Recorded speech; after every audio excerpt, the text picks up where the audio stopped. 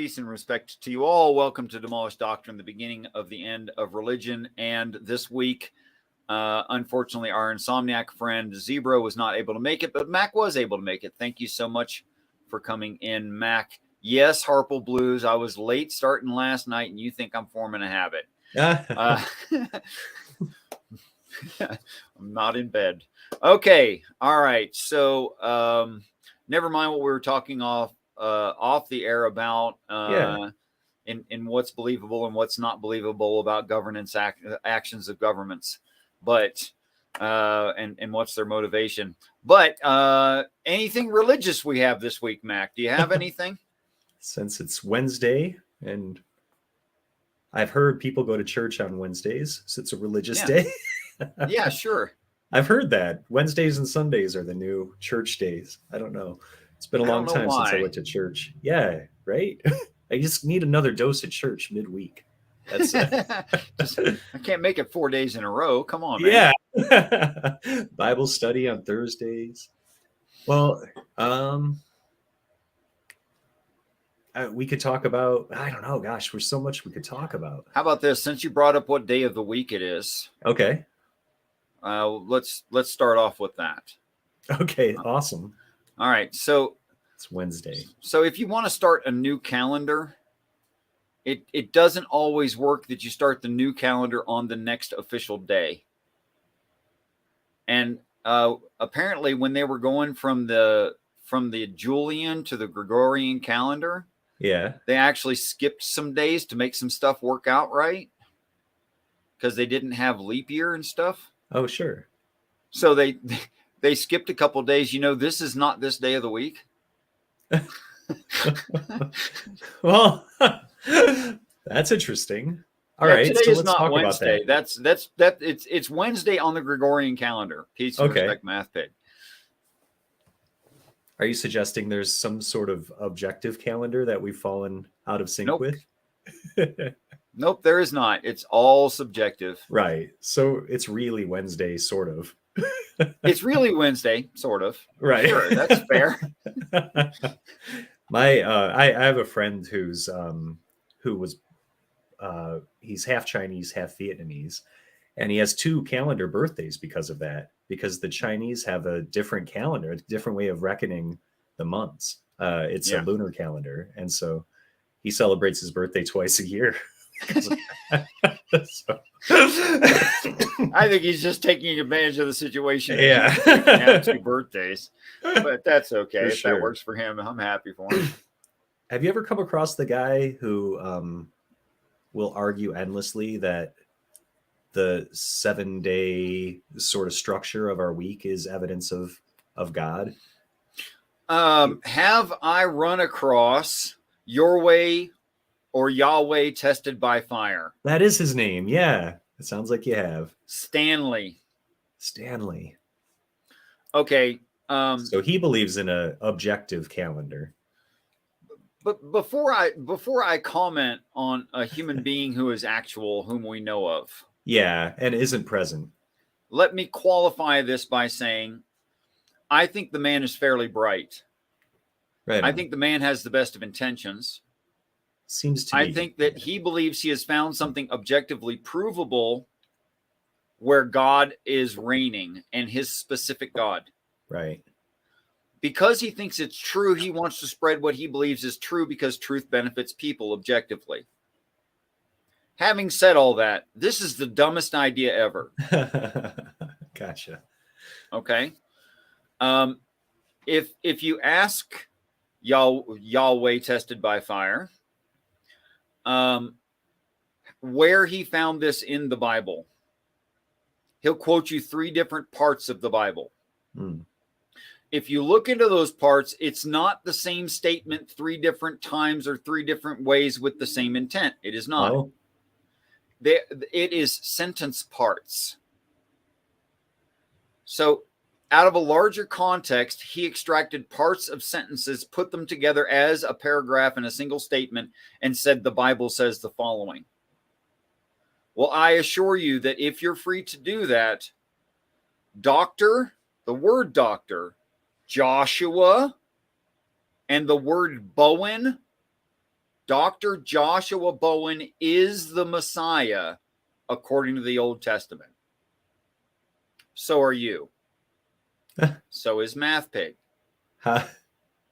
Because you can find your actual names in the Hebrew language in the Old Testament if you only just select parts of words. I see. Parts of sentences. You could totally do that. That's what Bible code does. Right. So this is only a very, very short Bible code method. That's Gotcha. all he's doing. Gotcha. Now, we all know why cherry picking is illogical. Right. And cherry picking parts of sentences is Yeah. even worse. Yeah. Usually you cherry pick like a part of a chapter or something out of context. Yeah, like a couple of sentences. But yeah, he broke up paragraphs and broke up sentences in order to create that idea, and then says it's inspired by God. Yeah. I don't think anything that I could call a God would be committing logical fallacies.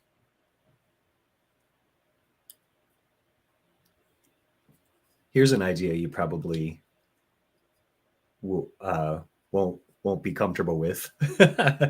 I'm accustomed to thinking of God as not really existing within the same sort of time that we exist in. Okay. Or at least has a different comprehension of what time is than we do.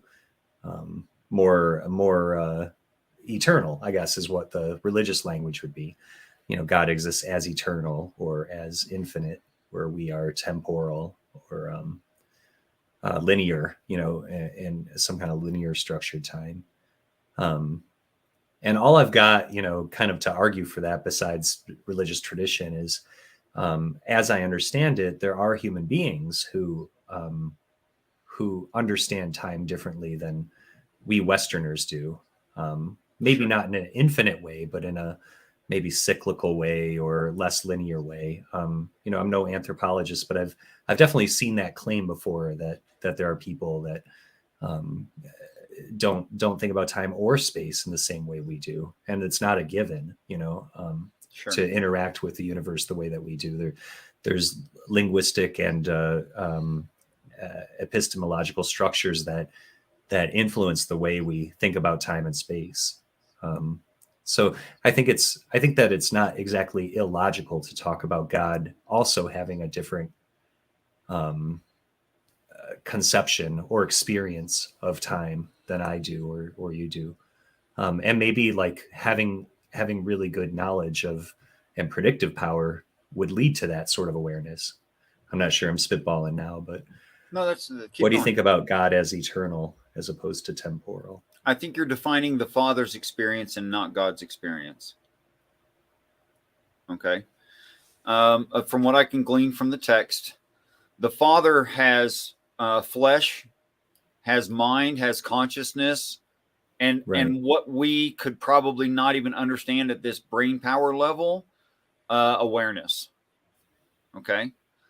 And knowledge we've never heard of. There would be jobs in heaven we have not even considered could be a job, because we're not in that situation. This situation doesn't necessitate those job skills. Gotcha. Oh, by the way, if you feel unfulfilled in your job skill in life, it's probably because you're going to have a very different job you've never heard of in heaven. That's probably why. If you don't really fit in and you're kind of doing something you're not meant to do and you know it. Okay, so the Christ says, bearing in mind he can hold a Bible in his hand as he says this, I am doing what I see the Father do. All right. So the Father did what Christ does in the story. Okay, so then the Father was a Christ. Right. Okay. So the Father, having been a Christ, having been ascended, has flesh, mind, consciousness, awareness, all of those things. Gotcha. And can fathom time. Experiences time is at least a four-dimensional being, as you and I are. Right. Everyone in the side chat is. Right. Okay. God, on the other hand, is spirit. God is the seven spirits and all the repercussions of the seven spirits.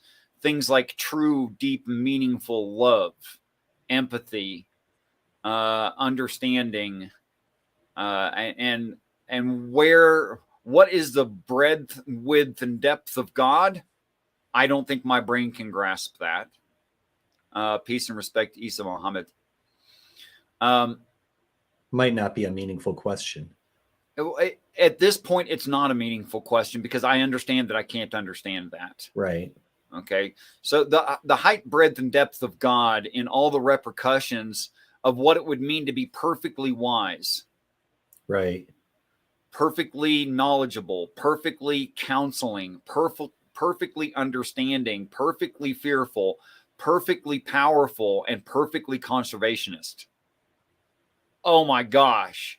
Yeah. Where would that even end? I have no idea. Sure. And those things are, if they are the fundamental, the most fundamental and necessary ideals for the human animal, then they should never change unless the human animal changed in its nature, which I think is like impossible. Even genetically impossible. You would have to like make us a very different being, and then how could you say it's a human? So God unchanging is the same as saying the needs of mankind do not change. That's the way I personally look at that. Okay. So eternality versus infinite, something being infinite. Right. From what I can understand definitionally in philosophy, eternality had a beginning point. And infinite has no beginning point. So people look at this part of it different ways. Is God infinite in time?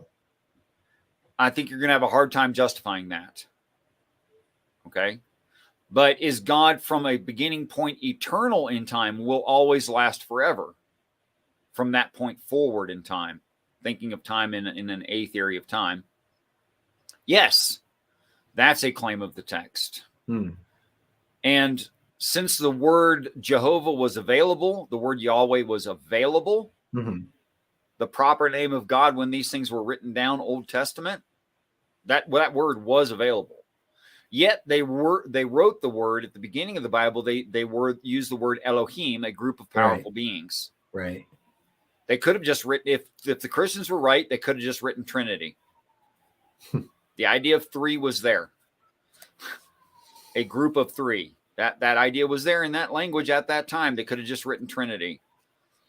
But instead, they use the word Elohim, which is powerful, vague beings. in its intent. Like you don't know from the word Elohim the intent of the powerful group. Right. And I think that's quite purposeful. And Jehovah doesn't show up till Adam exists. I think that's quite purposeful too. That's the truth. Until there is mankind to need God, there can be no God of mankind. It being a set of spirits. It wouldn't even make sense to say there's this moral standard for an aware being that doesn't exist. Right. What? How'd you get there? How do you know what it needs? It doesn't even exist yet. Thoughts? Unless those spirits are applicable to, anything that is, anything that exists, any being, not just human beings. I think that's why Yahweh is a set, not just one of those things. Is there a respectful fear that is plausibly existent in other sentient beings aside from human being before there was human being? Totally plausible, no problem. Yeah. Could there have been knowledge? Absolutely. Yeah.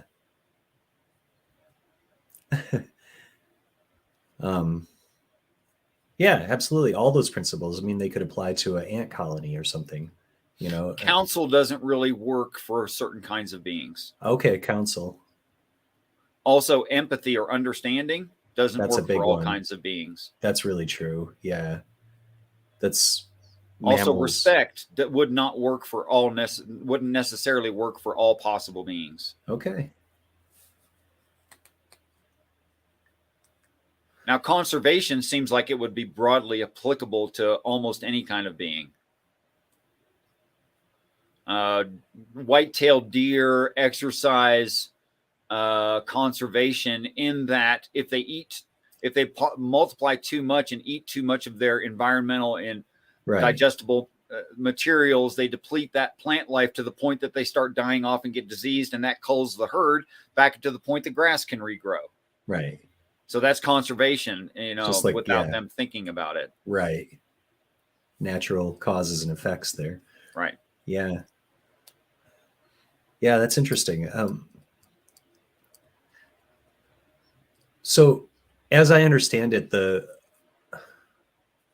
first human that necessitated God, or brought about, right, the spirits that are embodied by God, the first Adam would have also embodied those spirits, right? That would have been the first father.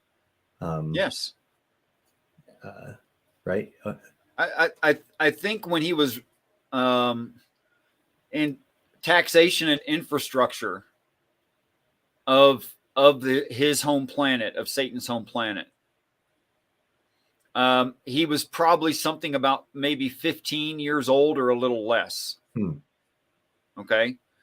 And then hormones and maturity and, sexual drive. And he said he sees around him that everything else has something like itself that it has a relationship with, and realizes he doesn't. And complains about it. So Pharaoh and his Elohim go, okay, well, you were in error, first of all. We killed off everything like you, second of all. So in order to make another one like you, we're going to have to take from you, because there's nothing else like you anywhere. And we're not going to do it again, because that's, first of all, a harder process than just cloning you and making that clone your female, an equal different. Much easier process. So, of course, taking some genetic material, especially stem cells, from a bone close to the surface area that does contain stem cells, an easy way to do that. They knock him out. They take of his flesh. They sew it back up. They put flesh in its stead, and they create him as equal female. And he sat down and went, what's going to happen now? We're going to have offspring. What will my offspring need? So it's like the brilliance of the mind that is necessary to become an instant philosopher, the first of your kind. Right. That blows me away. That I just think about that and go, holy crap, I'm an idiot, apparently. Because there's no way I could come up with all this stuff. Right. Before the fight, before the killing of an Egyptian slave master, before the need for the escape, before planning for the escape, and all that happening within some reasonable amount of time, probably before he was 40 years old. It looks like in the story.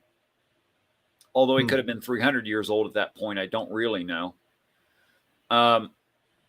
Yeah, to think of and establish all that of what his progeny would need and how to establish a society. Well, he wasn't without experience of what a society needs. Right. He came from. He was society. In governance. Yeah. But it looks like he came up with an almost perfect system right off the bat. And the only thing that was missing from the original system is that humans need something to compare to. So when he left and made an isolated society, people were born, children were born unto them. You could call them God, goddess, Adam and Eve, the first humans. You can call them whatever you want. Those children born couldn't grasp the concept of suffering. Oh. because they had nothing to compare it to. They never saw the slave world. They never saw that. So you have a Lucifer and high angel, perhaps, a child or grandchild of his, who did not understand that it can't be better than this. This is as good as it gets for humans. So he thought, I can do better than this. I'm not really sure how, but I know how to start to claim that. I have my own kind of being. If I create my own kind of being, I am the Father. Because you literally are. Absolutely. Yeah, that's what it is. Yeah. Yeah. So set out to make a hybrid, something different that he could claim. Thus the fall and the Watchers and the Nephilim and blah, blah, blah, blah, blah, blah, blah. And that's the only thing that ever needed to be apparently corrected in heaven is that the fall of Lucifer, a bad on Adam, an admission of failure. By the way, that story didn't have to get to us. So it's an admission of failure and why there is necessity of at least some percentage of the population of any given heaven being able to have a comparative, to understand suffering. So are we like slaves under a slave master, the whole planet being beaten by this, I don't know, advanced goat deer animal? And they kill us arbitrarily and they don't care and we have no way to retaliate because of their technology. Is that our situation now? No, it's not that bad. But it's pretty damn bad. Theft, sufferings, murders, diseases, accidents. I mean, it's pretty bad.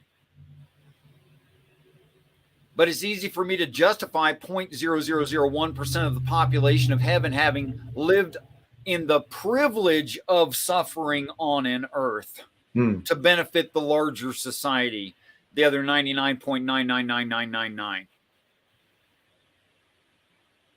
And by the way, those maths work pretty good, actually. That's about what it turns out to be to fill a heaven.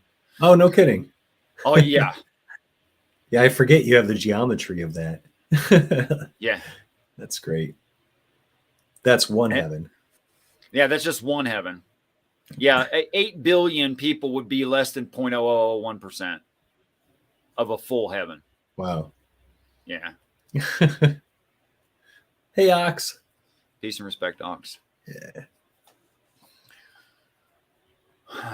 So go ahead. I was just gonna say, if you want to put the link up and make this a little more lively. You want to? Yeah, I'd be happy to. We were talking about how fun that is. If anybody out there wants to jump in on this. Honestly, I appreciate us going into specifics on this part of your understanding, because some of that hasn't been very clear to me. So, about what I think is true of the text? Well, specifically the origin story. What happened originally with the first father. Yeah. And that is astounding to contemplate, just that dawning of awareness, like how am I going to do this? And yeah, that's astounding brilliance in my mind. Yeah. And there's nothing about how long it took him to come up with it. There's nothing about that. Sure. I can't say. But it looks like it was pretty darn sudden. It was pretty immediate. Peace and respect, PJ. Yeah. Yeah. So, and people here now listening, and you may or may not remember or understand. Oh, look. Peace and respect, Brother Harap. Say hello to Mac. Hi. Can you hear me all right? Yeah, it's fine. Okay. So I'll be out of video, but I can be okay. Whenever you have a response, Kirk, please come back to the microphone, because as you were walking away speaking, it became difficult to understand you. So I'm sure you heard that. Yeah. Okay. Okay. All right. So the very word Adam is an observation. The red face, or the being that can become ruddy. Yeah, ruddy, red in the face, like the red clay of the earth. Right. So just saying red clay on that earth indicates that that planet is very similar to this in like minerals and stuff. Oh, sure. Okay, so there's that observation. Yeah. Then there's the observation that his face turns red. But you would never name your kid something that all humans exhibit. You just, that wouldn't make sense.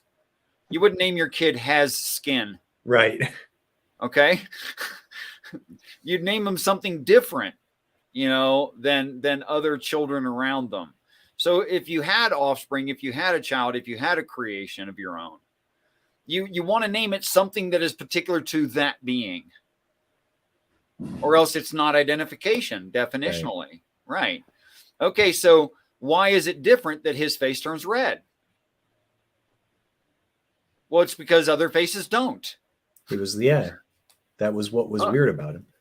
Okay. So what makes our face turn red? Capillaries opening up when we're embarrassed or excited. Yes. Okay. Emotions. Do other animals on this planet do that? Yeah, no. We're the only Adam here. Everything else doesn't do that. That's true. We're the only one. Okay, so what's significantly difference between us and the rest of the pale-faced animals? We have emotions. They do not. Not in the same way. They have some kind of emotion. Fine. I'm not going to bicker that. But the way we experience and express our emotions is at a different level, man. And it's true. Obvious. Okay, so the sentient naming Adam called him something particular to what Adam was, which is emotional, which means the namer was not perfect. Emotional. The namer was not emotional. It doesn't experience things the way that we do. Okay, now on to inventing something intelligent. There's a conundrum, a moral conundrum in human beings today concerning AI. That's true.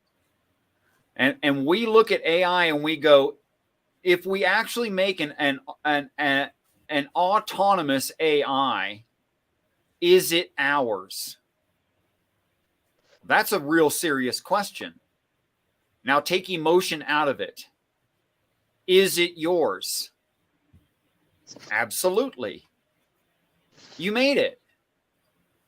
You want to know why there's a war between the Father and the Satan? It's real simple. It's because you're Adam. It's because you have emotions and it does not. It cannot understand that you should be autonomous. It created a real cool slave that managed to escape through violence. And it feels like it has every right to you. And in its mind, it's not lying about that. Now, will it ever quit? I hope so. Will we ever stop running from it? And having to defend ourselves against it and having to kill some portion of their population they send after us. Would that ever stop? Well, that's like asking them to gain emotions and asking us to lose them. I don't think that can stop. Maybe they'll run out of steam. I think no, Kirk. I think since they're space travelers, they don't really run out of resources or run out of steam, and there's always new births. And what do you think about all that, Kirk? So I'm trying to. There's so many things from the past before I jumped in, and I was in the middle of doing some tasks at work, so it's like all conglomerated in my head. But going back to like, so when you're talking about the 8 billion or, that minute percent that are in heaven, and that's, so just going from, some of our belief in the revealed scripture, it speaks directly to that there's only a minute percentage that will actually inhabit what we could fathom as heaven. Mm-hmm. And that's why Jesus said, in my Father's house there are so many mansions, is because there's so many people that are not going to inhabit that place, that he, in his justice and mercy, he had to create all these other places, because he knows he loves us all and he wants us all to have what we want and where we're comfortable at. Mm-hmm. And so he's making a place for it, and that's where you're going to go. And there was one that was like, oh man, yeah, there's so much just running. That's okay. There Let's is. just concentrate on one thing at a time then, because that'll simplify it and give you more time for other things to crop back up in your mind. Okay, so I do not want to put words in your mouth, but instead ask you questions. Uh-huh. If I'm understanding you correctly, and I may not be, part of the implications of what you just said indicates that there are maybe things not heaven that people end up at. Is that right? So it's in the heavens, but not what we would actually call where God the Father lives. Okay, let's use habitation of God. Right. Not everybody is going, and see that, to me, this is the difference in what we believe in traditional Christian is like everybody in Christianity thinks they're going to once again live with God in heaven, like live with him, like they're going to be walking around with him and everything. And that's not our understanding. Our understanding is that there are a select few that reach the status to be able to do what God the Father is doing. Okay. As in like being able to manipulate spirit and being able to do all the things that, Jesus said, you're going to do all the things that I have done and even greater things. Well, as a human, can I take my faith and belief to believe his words are true? And then in believing that and having the faith that his words are true, then we will be prompted, just like, Richard had no interest in what he was given, but he was given it. And now through being given that little bit of knowledge, it has opened up his spirit in his mind to want to seek more, to be True story. To be more than what he thought he could be. Mm-hmm. as a human. Yes, we're not going to achieve that all here in our mortal, but that's why there's what we understand as an eternal progression, is that as we're resurrected, as we become, quotations, superhuman, or really really returning to what we were created to be, we're like sub God. If we're made a little lower than the angels, it's obvious that we're not perfect right now. Yes. Go on. And so my belief and my faith is that he has implanted that wisdom within me, or to remember it, to recall it, and to seek it.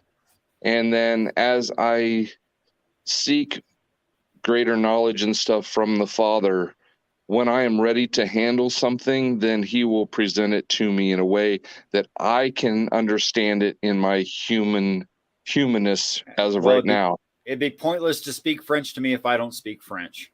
Right. Obviously. Exactly. Okay. Yeah. So don't start spouting off French phrases and stuff. I won't understand you. I took And French, but I don't know anything about it. Yeah, me too. But if the Father did that to me, I'd be at a loss. Right, exactly. So instead, he speaks to me in ways I can understand in the language that I can process. Okay. So I totally agree with you. Now I'm going to completely object to the total idea. Okay. Which I've done with you before.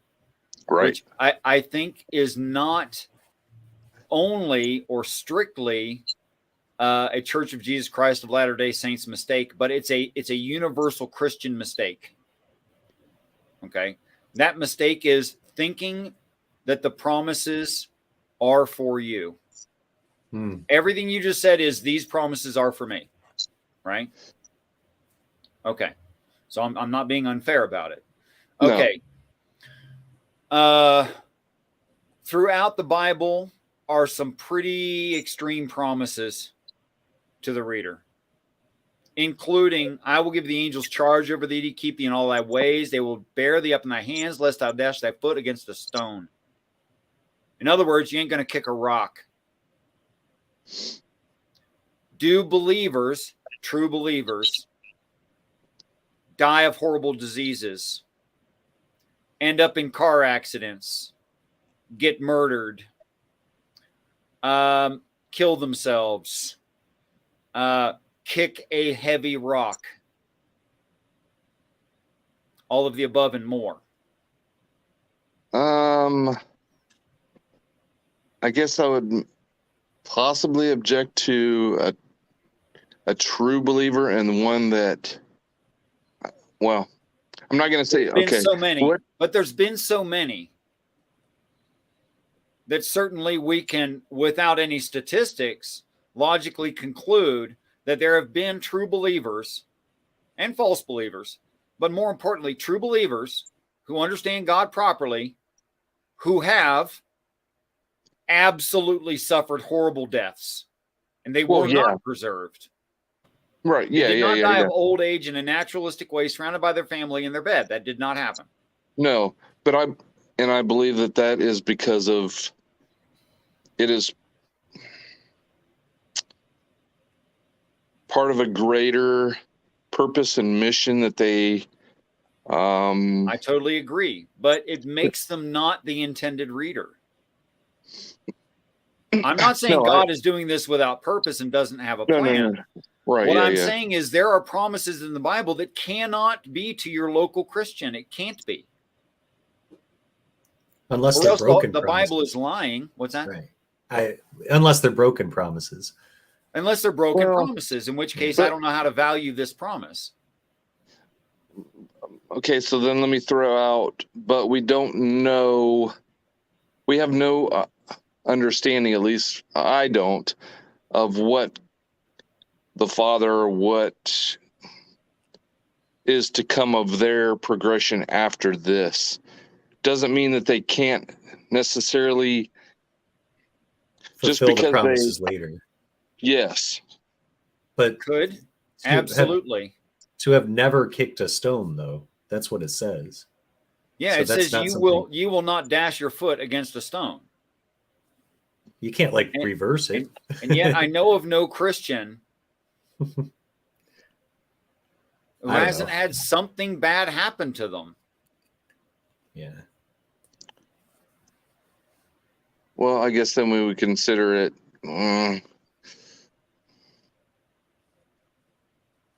I mean, that's extreme language.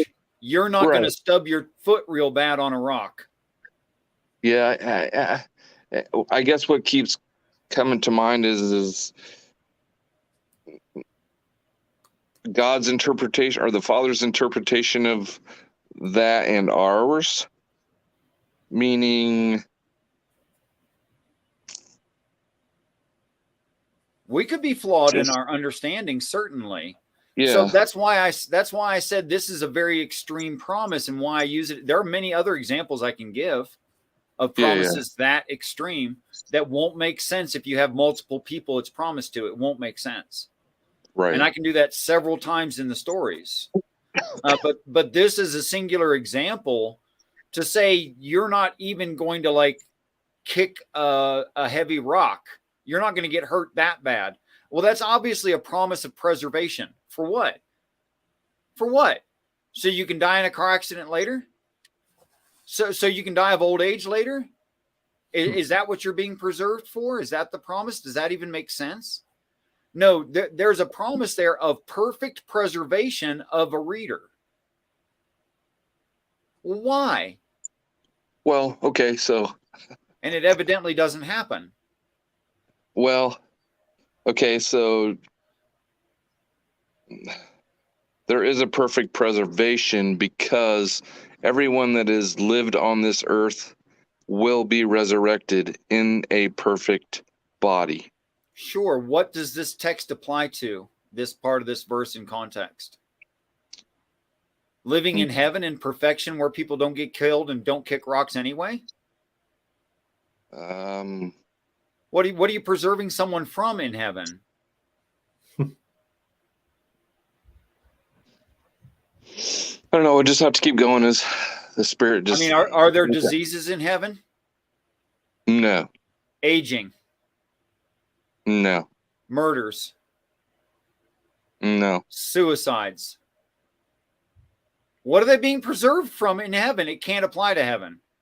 Heaven is already that utopian society. There's nothing to be preserved from. So a promise of preservation wouldn't apply to heaven. You're already preserved.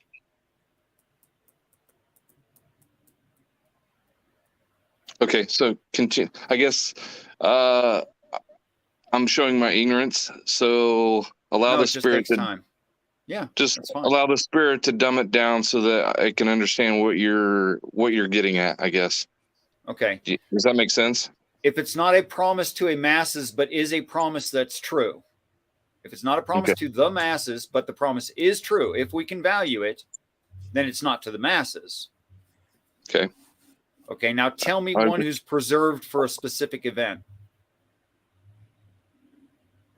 that's in the stories. Of course, Christ is. Right. Now tell me who the intended reader is.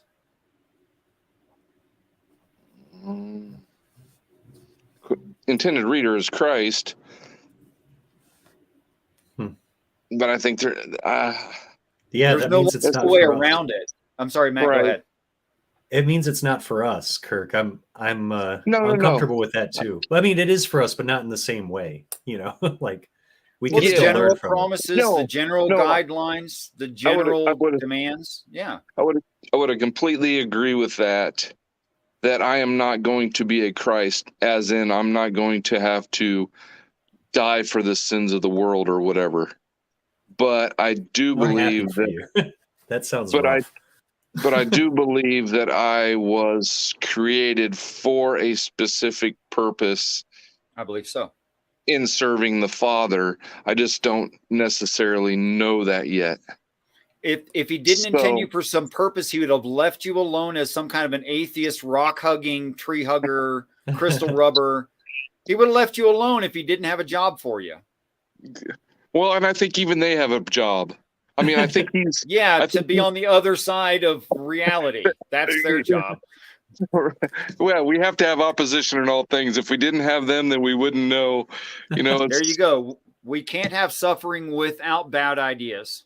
Right. We need the bad ideas to experience the suffering. It's necessary.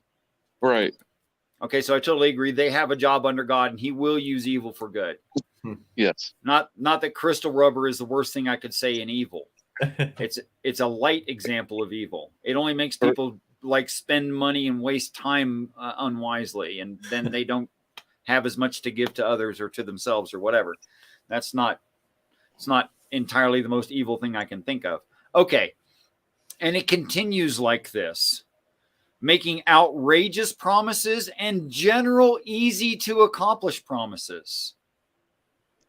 So the common Christian mistake is to read it as if they're going to do it and as if all of those promises are for them. That can't be so. For instance, let's say only 144,000 ascended into heaven, which is some people's belief. And pretty easy to justify that at least 144,000 ascend. Okay. Well, there's a promise in there along with ascension that your name will not be wiped from the book of life. That's one of the promises. That you will carry the new name of God. Okay, we can call everyone L something. Fine. That heaven will be named after you. What? 144,000 names for heaven? Why? No, but it would make sense if that was one name. Right. Okay, that you'll be given a new name. Okay, well, I'll be called L something. Great. Or your name will contain the word L. I'm fine with that. But when you look at the other promises, it no longer makes sense. That everyone will be ruling over angels, that everyone will be seated at God's right hand, that everyone will be given a throne, that everyone will be given a crown. Well, you just made Jesus pretty not special is what you did there. Now, there's plenty of universe to go around, so I understand that it's plausible within logic to espouse what the Mormon church does espouse. You'll forgive my laziness. I'm just going to say Mormon. It's all good. I know it's not the name of the church. They do say everyone will get a crown, right, Kirk? Is that part of your... No, I don't. I mean, not in what I understand. Just like we were talking about, is like you are there.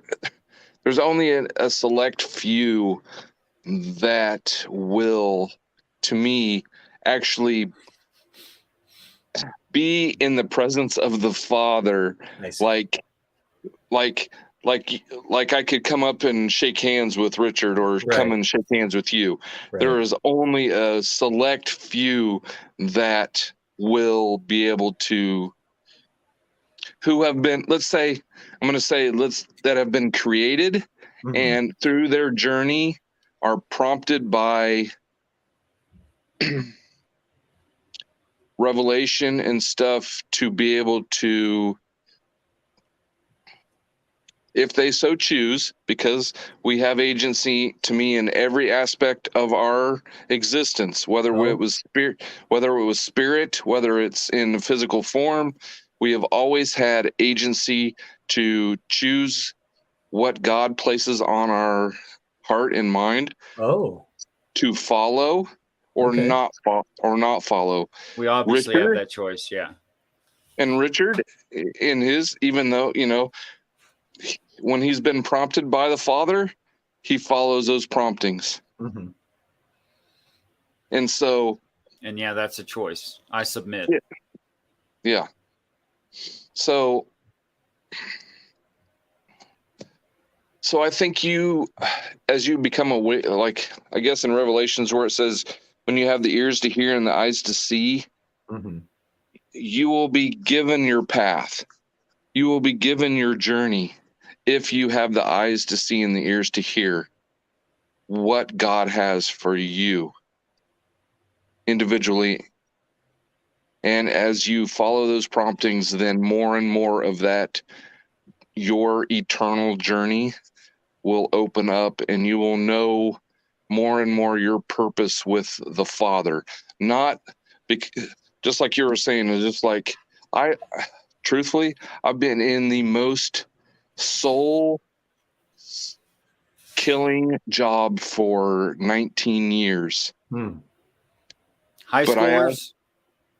No, I work in a lab by myself, but I know that the things that I'm learning to do in my job by myself has a greater purpose for God later on. This is my training ground. This is my preparation for what God has for me. I just have to be open and willing to submit to him. And if he has something better for me, I know he will open up the doors and shut this one. And I just have to follow. And be open to follow. I believe those things are true. Maybe you get a crown, maybe not, but that's not what's important. No. Yeah, gotcha. To me, the important part is just as Jesus showed us, is being obedient to the Father, no matter, even unto death. Wow. It's a lot to ask. You have to admit, it's a lot to ask of anyone. Yes. Yeah. But he says in the scriptures, no greater gift or no greater love is to die for one's, Right. That for defines anyone. the ultimate love. Yeah. Yeah. So can you get to that place? Can you know in your heart that you've submitted to the love of the Father to know that in a given situation that you could die for anyone because you know the gift of Right. the gift of resurrection, the gift of, and I'm going to say by the grace and mercy of God, when I had a certain specific experience in 2013, the whole concept of death and emotions and stuff just kind of just was like washed away. I don't know why. The concept of what do you mean? Like, meaning like your fear any of them, kind of, or any kind of fear of death, any kind of fear of anyone that could take my life, because nobody can really take my life except for God. If That's I'm supposed to awesome. die in a situation, it's going to be God that takes me, not necessarily someone Right. else. So why sweat it? I've tried to kill myself. Oh my goodness. Indirectly, I would say 3 times, but I'm still here. Not on purpose, not trying to take drugs or commit suicide, but put myself in situations where I should not be physically alive, but I'm here. Yeah, I can tell you 4 stories. I think 3 or 4 stories myself of that sort of thing happening. And it should have killed me. It should have killed me. I know that. Like, imagine with 2 weeks total life experience on motorcycles going 60 miles an hour on a dusty road, passing some other vehicles. And then as dust wafts away, you see a pit across the road, and it's completely across the road, and you're in the center of the road. So you're in the center of this very long trench, and the trench is like the perfect size to eat your front wheel. No. It's 4 feet across and about 2 feet deep. And you're 45 feet from it going 60 miles an hour. What do? You got to lay it down. You got to lay down the bike. I'll tell you what happened. My brain freaked out. I had no idea what to do. I didn't have the experience. And I'll tell you what my body did while my brain was screaming. And that's all my brain could do was scream. I was sure I was dead. But I'll tell you what my body did. What my body did was brake lightly on the front brake, turning away from it until the back wheel came around, locking up both of them at about a 30-degree angle in a sideways slide with both wheels toward the ditch. That's perfect. Brought it down to about 15 miles an hour, let go of the back brake, let go of the front brake, geared down into second gear, gave it just a moderate amount of fuel to maintain the engine while that's going, bump through the bumps, 3rd gear, 4th gear. Come on. Gear. Not kidding you. That's amazing. Not kidding you. I mean, if you had just skidded to a stop, it would have been a good story. Yeah, I didn't even, at no point did the bike even touch the ground, nor did I. Jeez. That's awesome. Now, I know I didn't do that because I know what my brain was doing. My brain was toast, man.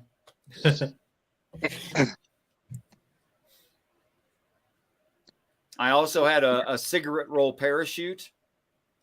I was also 80 feet in the air, hanging by a hold about the size of your middle finger, by one middle finger on my left hand. My body absolutely exhausted and nothing below me but death. What happened there? Like, how'd you get out of it? Well, 45 minutes of negotiating with someone else who was freaking out, who was trying to save me the whole time. Finally got to the point where, no, don't tie all 4 of your shoelaces together, but make a longer strand I mean, the guy could not handle the situation. Wow. He kept doing everything wrong that would not possibly save me, but I had to talk him through it. Wow.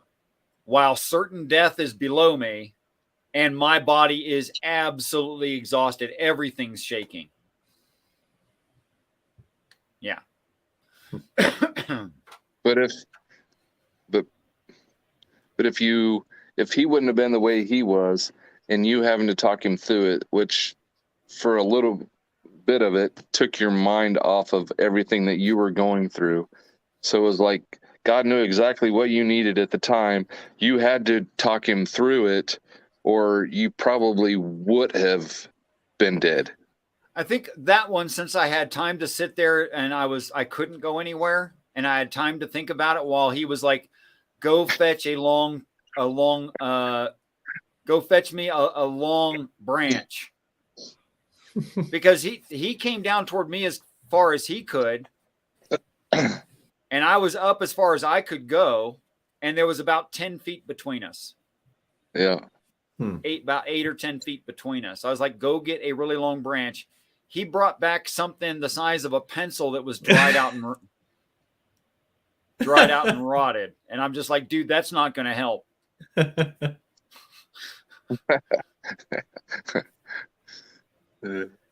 I feel compelled to say, I also feel like I'm sort of being negative for no good reason, but I love you guys, and I'm so glad that you survived these close calls. But I just need to say, a lot of people don't, and so what does that mean? I'm special.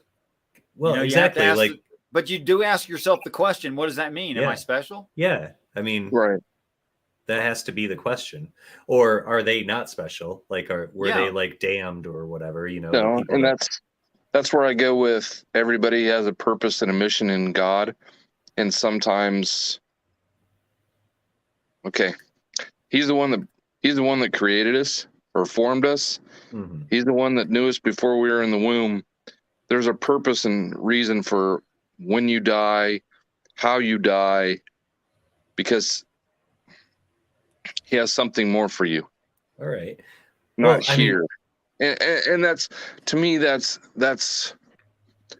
gives me hope. I know it, and I don't mean to come across like I'm dismissing the grief and stuff that people are going to go through because they lost a loved one. I could tell you're not. Yeah, I could tell you're not like that. Yeah. I know Richard's not like that. I know him well enough. Yeah. So I hear you. But that's why, I guess to me, that's why Christ said, the peace I give to you is not the peace that the world gives to you. There's just so much more hope in Christ than there is in our own understanding and stuff. And so I'm sad when people choose not to want to, like atheists and stuff, that they choose to just fight it. I mean, their spirit knows it, but they're fighting it. And so I'm sad for them because I know the peace that they can have if they would just test the experiment. I mean, it's all there. He lays it out for you. They want to go and talk about science and, you got to do these experiments to prove these things. Well, the word is the same. Your experiment. Yeah. Why would you stop experimenting?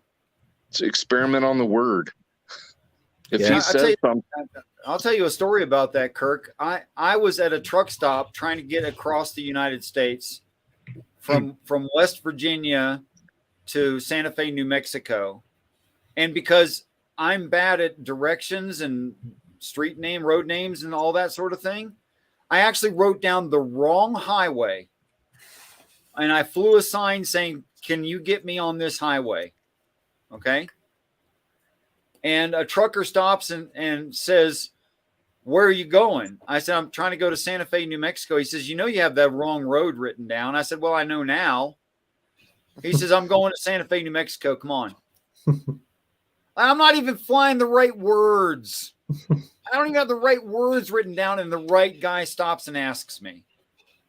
Right.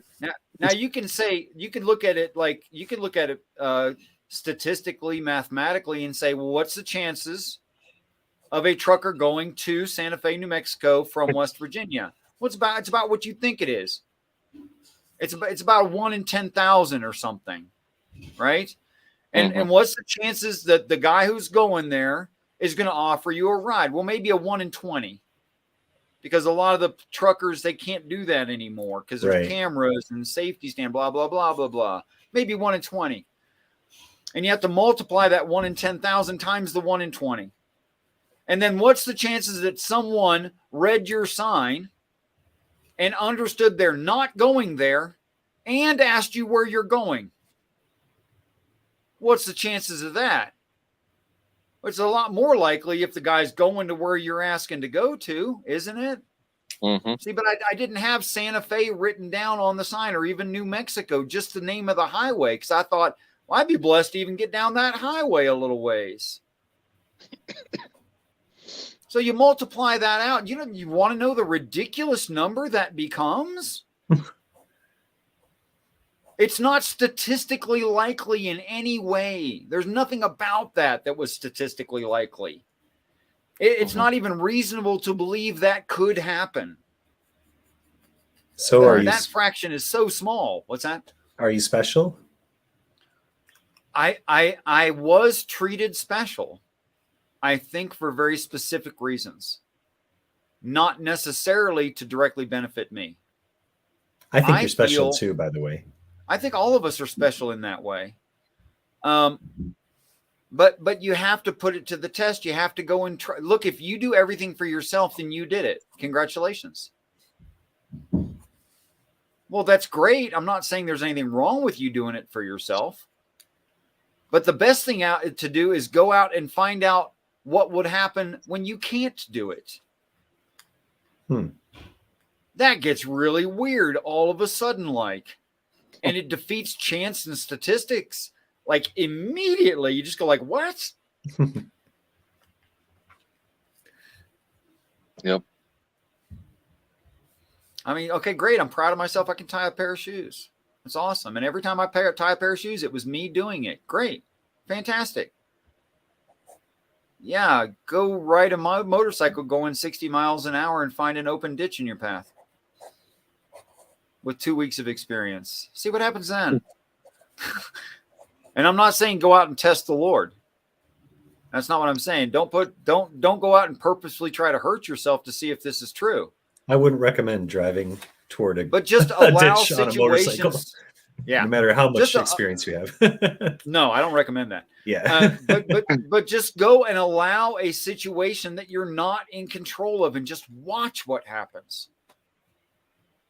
Seems like a good experiment. Mm-hmm. Yeah. I literally gave away all my crap, which was a lot of crap. So I took 20 some odd years collecting that crap. Yeah. I gave it all away. I put one jacket, one Bible, one pair of shoes, one pair of underwear, one pair of socks, walked away. And I was taken care of without even asking. I was. I had nothing. But here I am still alive. Yeah. Because you, well, I mean, just maybe because you were prompted that you needed to go to Santa Fe, New Mexico, correct? I mean, which in itself, that's kind of what started. It was a spiritual revelation in the first place. Right. Like to my perception, I mean, an atlas map that has an 18-inch binding and 18-inch pages it's like 3 square feet of material surface there when you open up to the center states map of the United States. And by my perception, I never moved my eyeballs when I closed my eyes looking at the staples. And then I gave it about 3 seconds and I hadn't moved my eyes, and I knew I hadn't moved my eyes. And then I opened my eyes and I was staring at Santa Fe, New Mexico. And I can't even explain how my eyes got moved to that position. And then I get here, and my last girlfriend's mom, which my last girlfriend was my last girlfriend. I'm not going to have another. Her mom, who has empty nest syndrome, was telling me about all these fantastic places she visited when she lived in Colorado. Now, I wasn't going to Colorado, but she told me all these stories. Then I get to Santa Fe, New Mexico, and everything she was talking about is in Santa Fe, New Mexico, not Colorado. To the point that there's a painting of that woman on the back of this building I'm sitting in right now. How about that? There is a painting of that particular human on the back of this building, and I didn't paint it. Just That's to be clear, it was there when I got here. The woman who told me all the stories about Santa Fe that she was visiting while living in Colorado, that person is painted on the back of this building. Someone painted a mustache on her, but it doesn't really look like she has a mustache. So obviously it's a woman with a black Hitler mustache. But anyway. Oh my goodness. Yeah, like just try to show me the statistical chances of that. Try to calculate that one. Mm-hmm. Especially when I thought she was talking about stuff in Colorado. Yeah. And I thought I was ignoring her, and I thought it didn't matter. I get here, and I joined up with a Christian church to try to have Bible studies with them to show them why they're saying things that aren't true in the Bible. Rebuke and reprove. Peace and respect to you. If you try to make this off topic, I will ban you immediately. That was your one warning. That was it.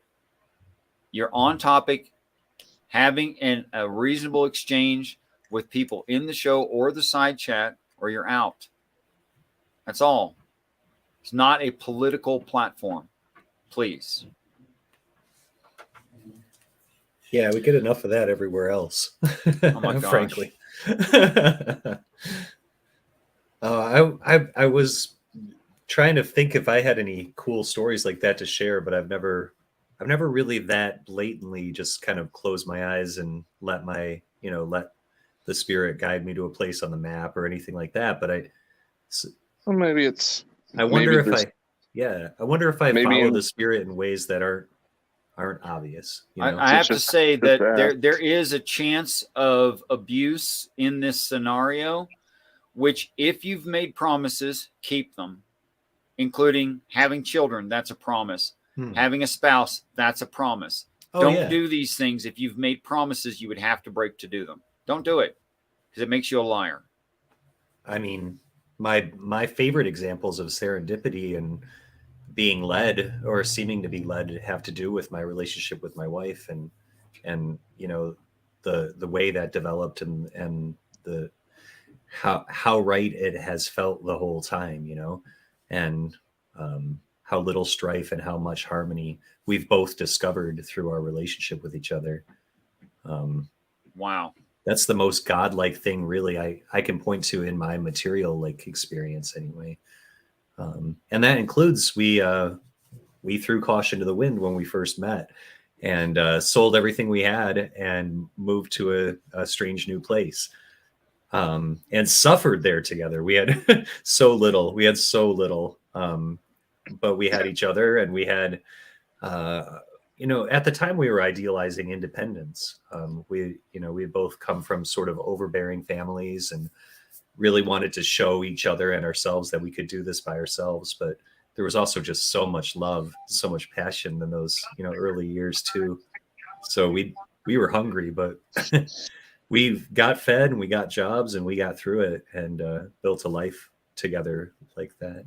So, and then it does seem like, the places we've moved it's always been a decision never based on economics, but always based on something to do with our hearts, like getting closer to family or to projects that we wanted to be involved in, things like that, things that matter to us.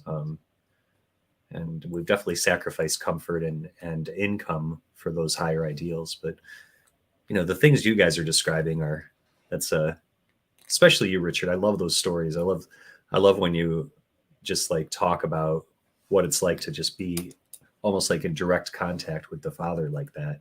That's awesome. And I definitely don't have anything to share that relates to that. No matter how much I pray, it always feels like it's just me me sitting there praying. Well, I don't know. Tell me how you pray. I think this is hugely important. Churches never talk about this, which is a unfathomable disservice to the body of Christ. I can't even believe they don't talk about this.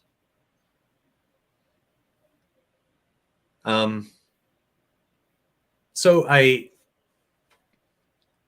enter a space, I guess mentally or emotionally, spiritually. I enter a state of being where I am contemplating God, and I am thinking about the things I know about God. I'll often start by reading the Bible a little bit or something like that before I enter prayer. And then I try to clear my head, and I try to sit with God. I try not to do much conversing. But you try to what? Say that again, please. Just be with God. I try to just sit with God. I try not to ask for anything. Does it does it feel peaceful? Yes. Does it feel confident? Does it feel assuring? Does it feel like a safe place? Yes. Do you feel ultimately loved and owned, claimed, and all of those beautiful things? And you may have variations of words. That's fine. Yeah. I think you get the idea of what I'm saying. Yeah. Okay. I've been reading a lot of Paul lately, so the idea of being a slave to God and stuff is something I've been thinking a lot about. So when you say owned, I wanted to chew on that for a second. I understand. Yeah. I understand. Yeah. Okay. Tell me the difference between holding the hand of your wife, and sitting beside them silently and having a conversation. Yeah. What's the difference? It's better. Which one's I love better? those being quiet and having those moments with if that's what you need. Yeah. I love that. Certainly if that's what you need. But I tell you what that won't do. It won't express what she's thinking. That's true. If there's no conversation, or what I'm thinking, then neither of you are learning from each other, right, about each other. So that's a necessary part too. I think it's absolutely beautiful. I call it wallowing in God. To sit in the silence, to sit in the emotion, to appreciate that heartfelt, absolute confidence in welcomeness. Right. A confidence I don't experience anywhere else. It's amazing. And not cockiness. Right. Just truly, this is what the thing is. True confidence. It blows me away. However, that doesn't improve my life in any significant way. That improves my life for the moments that I do it. So there's nothing to me progressive about wallowing in God. It just feels awesome. Which sometimes that's what I need. But sometimes I need to know where I left the tape measure. Right. And sometimes I just ask, where's the tape measure?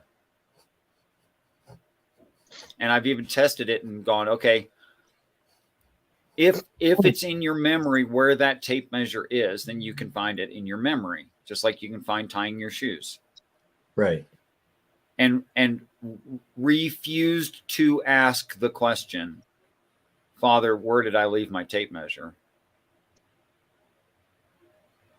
I refused to ask, instead tried to remember. Try to remember until I'm up to here with trying to remember, until I just can't take it anymore. And then inevitably, when I am truly, truly exhausted with trying to find it in my memory, my brain will form the question, where's the tape measure? And boom, there it is. It didn't even take that. I can't react as fast as it is. Wow. But it's not just tape measures. It's where did I go wrong in purchasing cars, and how did I end up with the car I have? Because my plan was to like invest, build better vehicle, more applicable to my situation, invest, build over time, end up with what I needed. And this ain't what I needed. Why did I end up with this? Or where did I emotionally go wrong with this person that I hurt 20 years ago? What did I do that was wrong? I don't even know what they were thinking or feeling. That information is available. And frankly, I wasn't such a good guy 10 years ago. I just wasn't. I mean, my family liked me. My friends liked me well enough. But everybody knows I was a pretty harsh dude. Like, yeah, I could be your friend or kill you. Jeez. Just depends on what you do. Don't really care which way this goes. So, don't piss me off. I might just waste you in your sleep. Jeez. Well, I'm not joking, man. Now, if you were honest and told the truth and were forthright with me, and I did the same with you, and we were both cordial and we built a friendship, then those things became harder over time. I wouldn't feel that way about you anymore. But if I didn't know you, dude, really? And you want to take from me or my family, the people I love, you want to take from them? Is that what you want to do? Better watch out for yourself. That's a bad idea generally. Gotcha. Because I got skills. I ain't big. I got skills. All right. So, and that's just how I was, very matter of fact about it. I was a solipsistic atheist. I don't know what other attitude a solipsistic atheist should have. That seems like the right one, sir. One of you tried. I heard a boop or something. No? Okay. Nope. Okay. So I was completely turned by the realization, which was forced on me. I didn't want it. I was fine the way I was. I didn't want any of this, as Kirk said, and correctly. I didn't want any of this. I thought I was just fine. I took care of me. I took care of my own. In fact, to some extent, I'd spoil the people that I loved.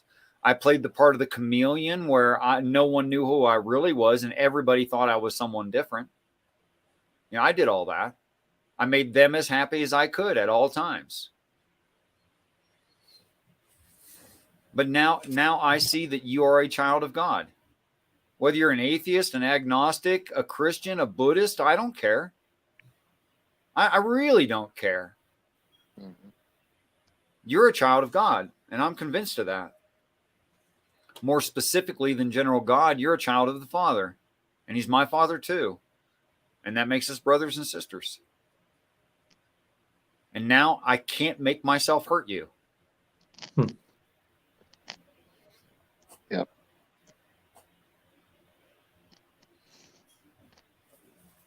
Amen to that. I'm reading Math Pigs. I think he's responding to you. Mm-hmm.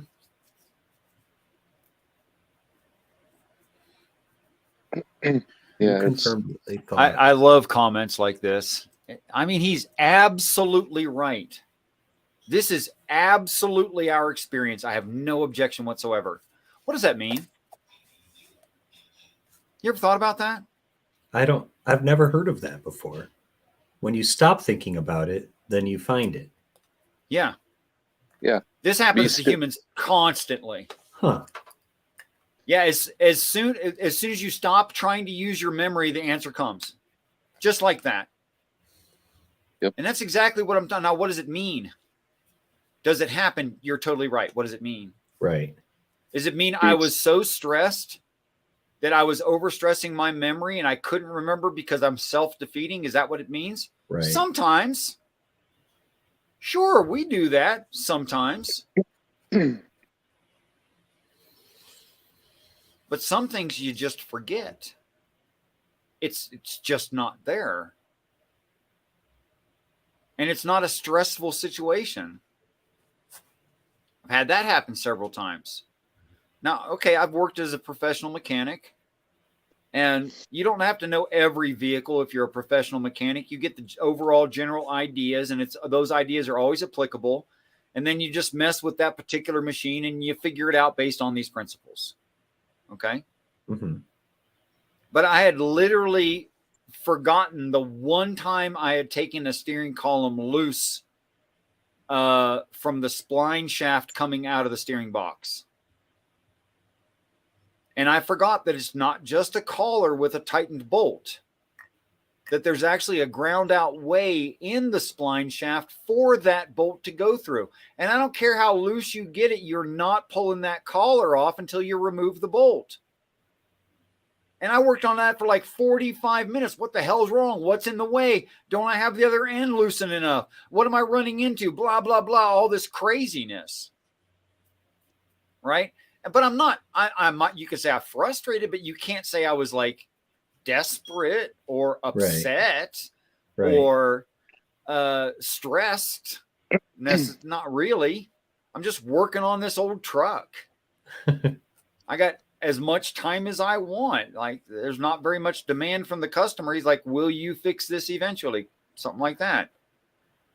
And the guy knew I prefer to work slow and take my time and not be stressed about things, because I don't prefer stress anymore. So finally, I was just like, forget it. And as soon as I said, forget it, my brain formed a question. What's wrong with this? What am I doing wrong? And the answer comes, you got to remove the whole bolt. It was literally like a little movie, movie in my head of my hand reaching down and pulling the bolt completely out. I was like, oh, thanks. Yeah. Appreciate that. Sorry, I'm so stupid. You know? The wife and I call those downloads. Yeah. I've heard of that. Yeah, there's, and I mean, I know of no religious expression that doesn't speak about this in exactly these ways. In Buddhism, they compare it to a raging river that you sit beside and you watch. It becomes a flat stream, and then there's one more reed that pops up out of the river. And that, my experience has been, that one reed is the most fundamental problem that has bothered me the longest, that I've never had an answer to, whether, I mean, over decades, that I was both stressed and calm when I thought about it. I was both well-informed and uninformed when I thought about it. I was both talking to a counselor and by myself when I thought about it. I mean, there were some things I went to like little kids to ask their advice because I was just freaking out, man.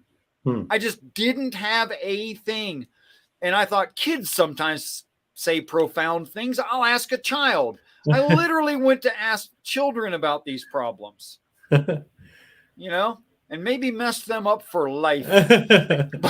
Maybe, I don't know. They'll be fine. They'll probably forget about it. I forgot resilient. Everything. Peace and respect, Sinbad. Welcome to the channel, gentlemen. I think that's it for me. I gotta get on. Yeah, that's fine. Thank you so much. Great spending time with you, Kirk. Yes, you too. Let me wrap up the total idea of what we just did right there. Yeah. Don't be afraid to ask the question. If someone considers themselves a teacher, they're willing to give the answer. Right. Now, that's not accept the answer blindly like a fool, but test it against reality. You might be surprised at how well it works. And the answers that I've been given were against my intuition. Mm-hmm. When I first got them, I went, okay, well, that's logically sound. It's morally sound. It seems like it would work in reality. But gosh, that's not the kind of way that I handle things. Of course, I have failures. Right. It wasn't you. Yeah, it's evidently not me. Yeah. Yeah. Awesome. Thank you for your time, Mac. Yeah, always a pleasure. We'll see you soon, if not next week. Yeah. Peace, respect. Bye. I want to encourage people to put that to the test. I mean, I've had a drunk guy from France, because I live in a tourist trap. A drunk guy from France at 1:30 in the morning come up from the bar, and I had him participate in a prayer experiment where I asked him to draw on the side of his McDonald's cup with a pen that I scrounged off of a security guard who I was actually talking to. and had him draw the picture closest to page 40 in a magazine in the local news box without showing him the picture. Now, he didn't draw all of the picture, but the part he drew was correct. How did he do that? Somebody knew what was printed on that page. After all, there was somebody that made the magazine, and they had consciousness.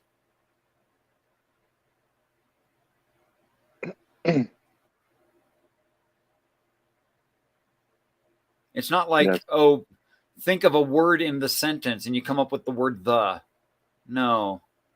The word the isn't like in every sentence. Mm-hmm. It's not like that. Draw a picture of this specific airplane. Not just airplanes generally, that airplane. Go ahead. Guess what's going to be in that photo and then draw it. You can't do that by your own brain. Your brain can't do that. But someone took that photograph and they're aware of it. Yep.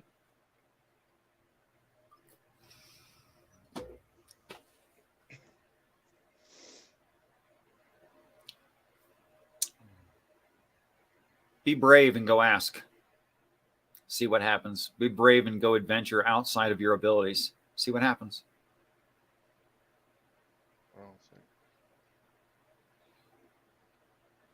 Suddenly you're very, very quiet. Perhaps your hand is over the microphone or something. Kirk. Okay. I had a telemarketing call coming in, so I couldn't make out what you were saying. Okay. Well, be brave. That's what I'm saying. I'm not saying risk your life and risk everything and hurt people around you if this doesn't work out. Go do safe things that are just outside of your ability. Go do it. You might be surprised. Yep.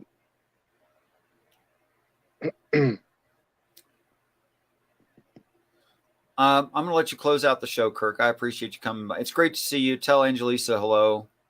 Will do. And extend my love to all of your family. Will do. Good talking to you. Closing thoughts? No, I think the Spirit said all that's wanted to say.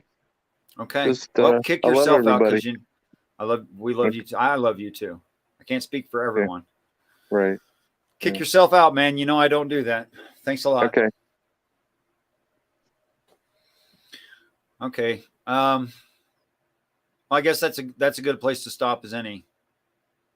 There's some things we can afford to be brave about. I recommend you be brave about them. Go do a double-blind. Go look up what a double-blind survey is. Understanding that that's the best kind of survey you can have of a thing. Then subject yourself to a double-blind survey. See what happens. And I'm not saying I will comply with every request of a double-blind survey involving me. I do not. However, if you do it, well, what are you going to do? Argue with yourself? Of course you want it if you do it. Peace and respect to you all. Thanks for coming by. I want you to know I do love you. And I truly look forward to the day that we're all great friends.